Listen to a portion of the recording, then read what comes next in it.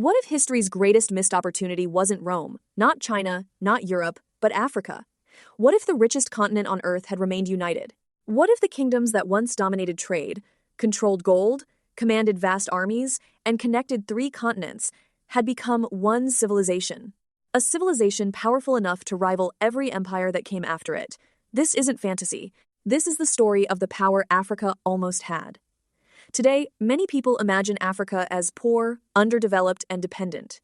But for much of human history, the reality was exactly the opposite. Africa was wealthy, exceptionally wealthy. In fact, some historians believe West Africa controlled a significant portion of the world's known gold supply during the Middle Ages.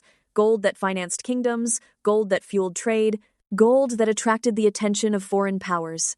At the center of this wealth stood the great empires of Africa. The Empire of Ghana, the Mali Empire, the Songhai Empire, the Kingdom of Aksum, the Kingdom of Kush, the Benin Kingdom, the Asante Empire. These were not isolated tribes. These were organized states, with governments, tax systems, military forces, diplomats, engineers, scholars, and thriving cities that rivaled many in Europe.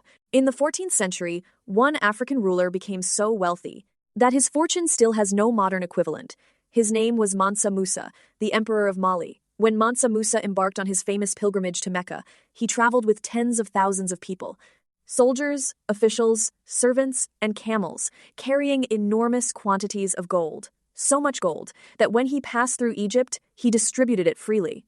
The sudden influx of wealth reportedly disrupted local gold markets for years. Imagine possessing so much wealth that entire economies feel your presence. That was Africa. Not weak, not forgotten, powerful. Power wasn't only measured in gold. It was measured in knowledge. Deep in the Sahara stood a city called Timbuktu, a city that became one of the greatest centers of learning on Earth. Long before many European universities reached prominence, scholars gathered in Timbuktu, studying mathematics, astronomy, law, medicine, and philosophy. Thousands of manuscripts were preserved there, evidence of a thriving intellectual tradition. A reminder that Africa's history is not only one of kingdoms and warriors, but also scholars and ideas.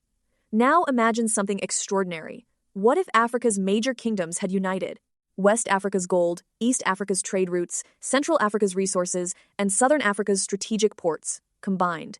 Instead of competing, instead of remaining fragmented, what if they had built a continental alliance? A common market, a shared military, a unified economic system. Long before modern Europe attempted similar ideas. Such a civilization would have controlled some of the most important trade routes on Earth: the Mediterranean, the Red Sea, the Indian Ocean, the Atlantic coastline. The potential was enormous. The ingredients were already there: population, resources, knowledge, trade, and power.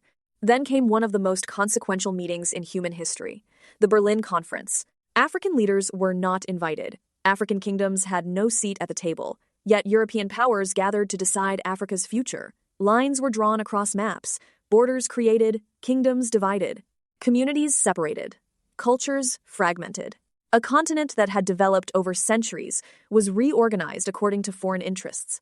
The consequences would shape generations, and many of those borders remain today. Yet the story does not end there. Because Africa still possesses what made it powerful in the first place: a young population, natural resources, entrepreneurs, innovation, culture, energy, and potential. The continent is home to some of the world's fastest-growing cities, some of the world's youngest populations, and some of the world's greatest untapped opportunities. The question is no longer, what power did Africa lose? The question is, what power can Africa still become? History is not only about what happened, it is also about what could have happened. Africa once possessed kingdoms that astonished the world, cities that attracted scholars, wealth that reshaped economies, and possibilities that were never fully realized. But history is not finished. The next chapter has not yet been written. The power Africa almost had may still be the power Africa becomes.